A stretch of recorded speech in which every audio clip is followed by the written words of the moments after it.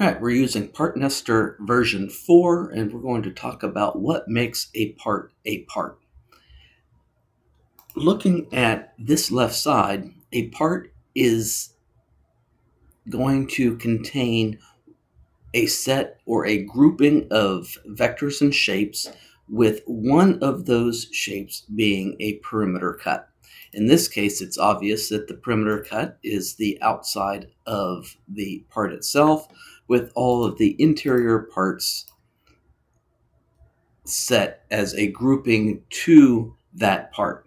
So clicking on that part, typing the letter P is going to select all of the shapes and vectors associated with that part.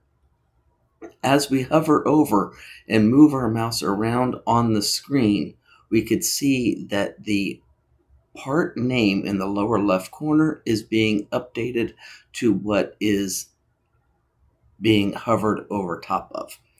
Clicking on a part and again typing the letter P automatically selects all of the shapes associated with that part. To see more details about the part and make some modifications to it, we're going to click the checkbox for info. This brings up our parts list. This list is all of the parts that are currently being viewed on the sheet. In this case, it is sheet number 1. As we move the slider from sheet 1 to 2, we can see that our updated parts list reflects the change in the sheet. So as we select each part, we could see that again it gets updated in the lower left, but that part list also highlights the part that has been clicked on. So to select all of the shapes associated with the left side, you could just click on the part's name in the list.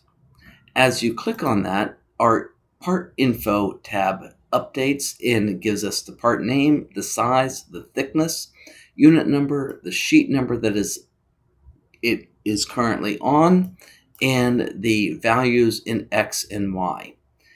We could change the start position of the X and Y. In this case, the start position is always the lower left corner. It is not always where this green node is. That green node there is representing the start position of the cut. That could change, but the part position is always lower left. Later videos will show how to change the start position of the cut, but again, that does not change the orientation or the origin of the part's start X and Y, which again is always lower left.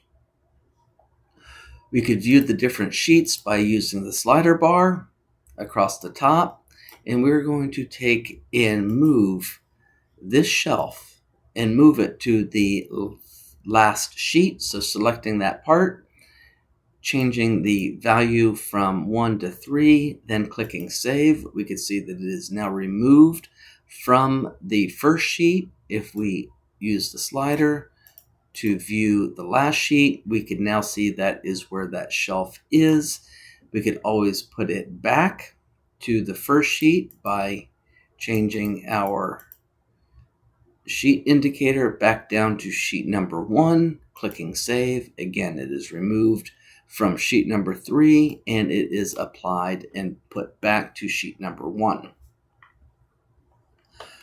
Looking a little bit more in depth on the part info and changing the part shapes within the part, selecting on the part or any shape within the part, we have our shape info that gets updated. In this case, I selected the dado. We can see that it is on layer 2 inside, which is also associated with the cutting operations in our list here, where you can see I selected that and it selected all of the vectors and shapes that are associated with that operation. So again, selecting only the one back dado of the left side, we can see that this has been updated. Our depth is specified. This is how deep the cut is going to go. We also have the size in the X and Y. If I want to make that dado not 0.395 but 0.75, I could change that value, 0.75, and click change. We could see that that now gets updated to the 0.75. Again, clicking off, back on it, we could see that that value is being updated and changed to the 0.75.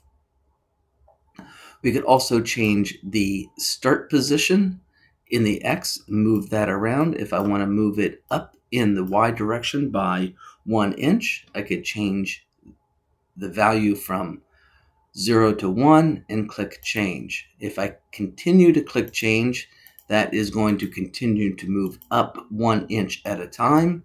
And if I want to move it back down, we're going to move it a negative 1 inch. And again, hitting change will move that back down onto its original location.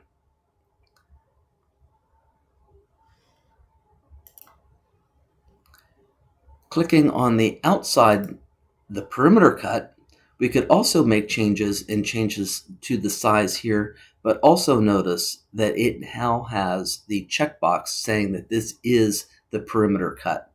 All parts will need to have at least one perimeter cut or can only have one perimeter cut. It could not have multiples when we select off of another shape. It is not the perimeter. Selecting the outside, it shows the perimeter. The perimeter cut is the size that is used for the nesting. For example, when we select the back, we can see some of these dados extend out past the part itself. That's to allow the cutter to get out past and give us a clean rabbet on that back. But we don't want our part spacing here to be set at a 1/2 inch. We want our part spacing from the outside edge to this part next to it by 1/2 inch and not from the edge of that dado there. So that is the reason for having the perimeter cut to be based off of the size of the shape that is attached to the perimeter cut.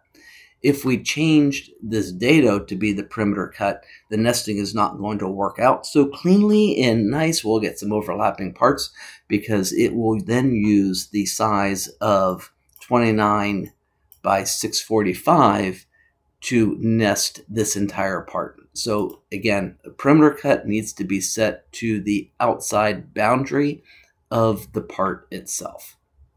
Hopefully this helps explain what a part is and what makes up a part within PartNester version 4.